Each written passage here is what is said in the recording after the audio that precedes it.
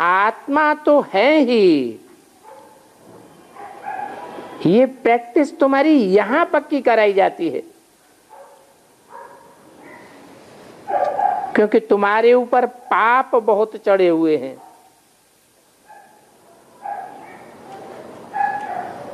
देह अभिमान से ही पाप चढ़ते हैं,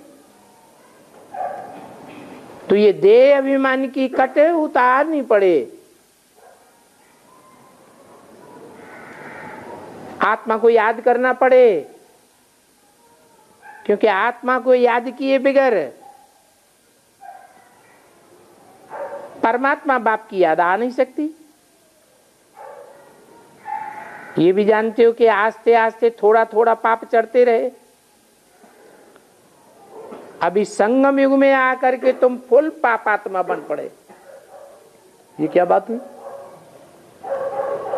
है?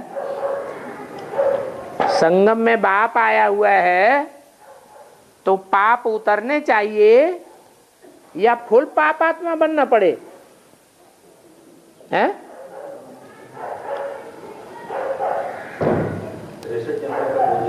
63 जन्मों में तो धीरे धीरे पाप चढ़ते रहे।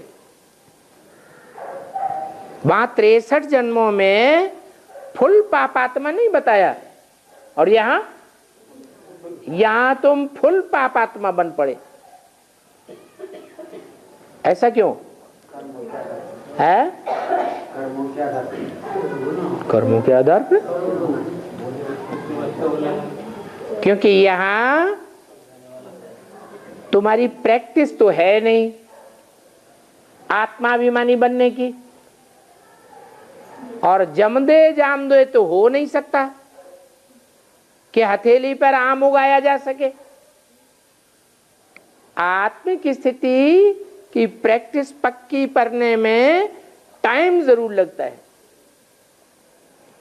तो पहले पहले जब तुम आत्मिक स्थिति में स्थित होते हो, बाप की याद करते हो, तो प्रैक्टिस पक्की न होने के कारण कुछ न कुछ देहभान आता जरूर है, और देहभान आने से श्रीमत के बरखिलाफ चल पड़ते तो 100 गुना बोझा चढ़ जाता। 63 जन्म में वो ही पाप किया तो 1 गुना बोझा चढ़ता, और यहां वो ही पाप करते बाप को पहचानने के बाद तो 100 गुना बोझा चढ़ता है। तो यहां फुल पापात्मा बन जाते। आधा कल्प के लिए जो जमा किया है वो सारा खलास हो जाता।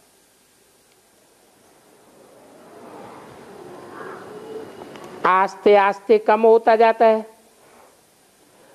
सतयुग में तुम सतो प्रधान और त्रेता में सतो बन जाते हो।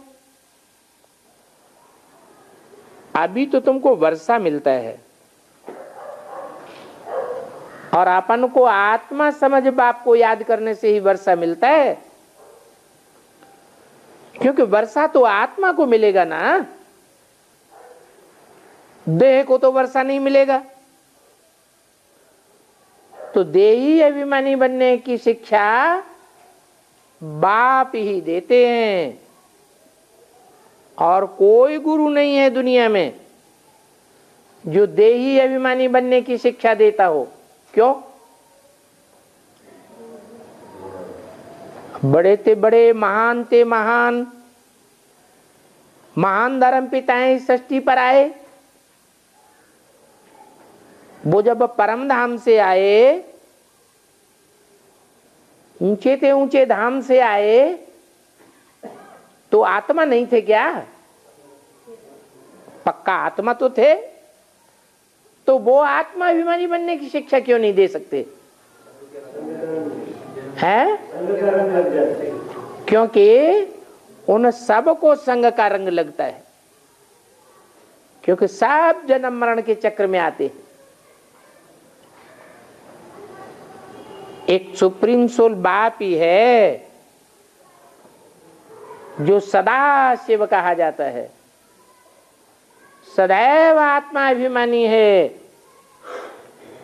तो वो ही आत्माभिमानी बनने की शिक्षा दे सकते हैं।